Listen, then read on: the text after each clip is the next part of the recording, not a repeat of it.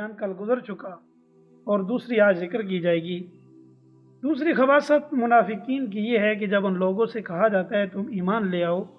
جیسا کہ ایمان لے آئے اور لوگ، تو کہتے ہیں کہ کیا ہم ایمان لے آئے جیسا کہ ایمان لے آئے یہ بے وقوف لوگ۔ منافقین ایسی بے باکانہ گفتگو غریب عوام مسلمانوں کی روبرو کر گزرتے جس سے ان کو کچھ اندیشہ نہ تھا، لیکن جو صاحب اثر مسلمان تھے جن کا جہ و جلال تھا ان کے سامنے وہی نفاق کہ ہم تمہارے ساتھ ہیں، وہی خوشامد اور چپلوسی کی باتیں۔ ان منافقین نے لفظ آمن السفہاء، اس کے اندر جو سفہاء ہے اس سے صحابہ کرام رضی اللہ تعالیٰ عنہ مجمعین پر طنز کیا اور کہا کہ معاذ اللہ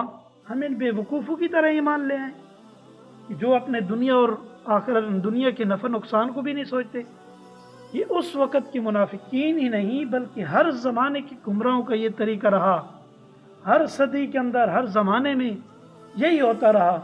جو بھی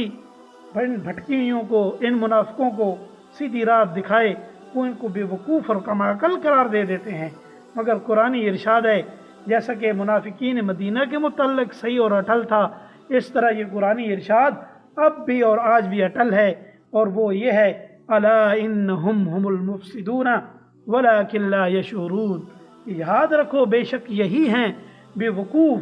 یہی ہیں فسادی لیکن اس کا علم نہیں رکھتے۔ یہاں بھی حق تعالی نے منافقین کا پرزور اور تاکید کے ساتھ رد فرمایا کہ اصل میں بے وقوف اور کم عقل تو وہ خود ہیں کہ جو دین الہی اور دین حق کو سچی طرح قبول کرنے والوں پر کم عقلی کا الزام لگا رہے ہیں۔ پھر ان منافقین کی جہالت اور نادانی کا یہ عالم کہ اپنی اس کھلی ہوئی حماقت کو سمجھ بھی نہیں سکتے، یہ ایت واضح ثبوت ہے اس بات کا کہ صحابہ کرام رضی اللہ تعالیٰ عنہ مجمعین کا ایمان اس قدر کامل اور نفاق سے بالکل پاک اور خدا کے نزدیک ایسا مقبول اور پسندیدہ ہے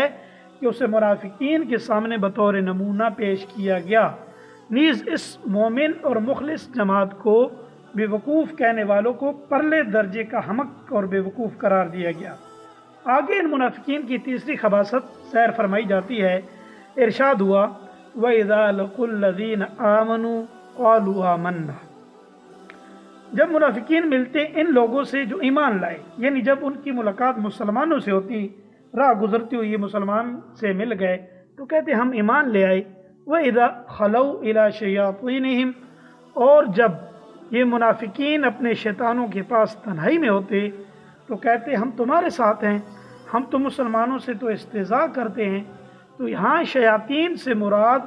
سردار اور رؤسائے یہود اور منافقین اور کفر و شرک کے لیڈر اور سربراہ ہیں۔ شیطان کا لفظ عربی زبان میں بڑا وسیع مفہوم رکھتا ہے، ہر سرکش اور بھڑکانے اور گمراہ کرنے والے کو شیطان کہتے ہیں۔ انسان، جنات، حیوانات سب پر اس کا اطلاق ہوتا ہے۔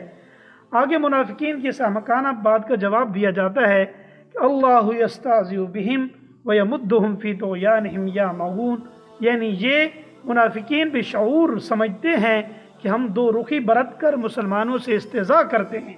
اور ان کو بے وقوف بنا رہے ہیں، حالانکہ در حقیقت وہ خود بے وقوف بن رہے ہیں، اور اللہ تعالیٰ نے ان کو ڈھیل دے کر خود انہی کے ساتھ استہزاء کا سامان کر دیا کہ جب اپنی شرارت اور کفر میں خوب کامل ہو جائیں اور جرم سنگین ہو جائے اس وقت پھر دفتن پکڑ لیے جائیں، چونکہ یہ معاملہ اللہ تعالیٰ کی طرف سے ان منافقین کے استہزاء کے مقابلے میں تھا، اس لیے اس کو بھی استہزاء کہہ دیا۔ آخر میں ان منافقین کے بارے میں ارشاد ہے اولئک الذین اشتروا الضلالۃ بالہدی فما ربحت تجارتهم وما كانوا مہتدین، یعنی ان منافقین کو تجارت کا سلیقہ بھی نہ ہوا کہ ہدایت جیسی اچھی چیز چھوڑ دی، گمراہی جیسی بری چیز خرید لی۔ منافقین اکثر چونکہ کاروباری اور تجارتی لوگ تھے اس لیے ان کو تجارت کی تمثیل، تجارت کی مثال دے کر سمجھایا گیا کہ ان لوگوں کو تجارت اور سوداگری کا سلیقہ بھی نہ آیا۔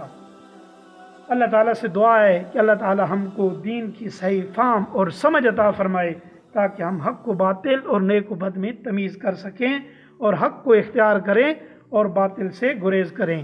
اور اللہ تعالیٰ سے دعا ہے کہ اس دنیا کی زندگی میں ہم کو آخرت کی تجارت اور کمائی کی توفیق عطا فرمائے اور دین کو کھو کر دنیا کی کمانے سے کامل طور پر بچائے۔